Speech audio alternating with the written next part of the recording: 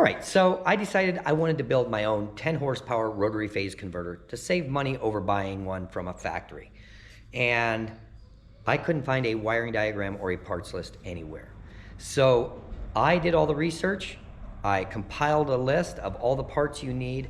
I drew up a wiring diagram, and I built this 10 horsepower rotary phase converter. And if that's something you want to do and you just need the information, check out my new video. Right down here, I include a parts list, I include the wiring diagram, and you can follow along as I build this.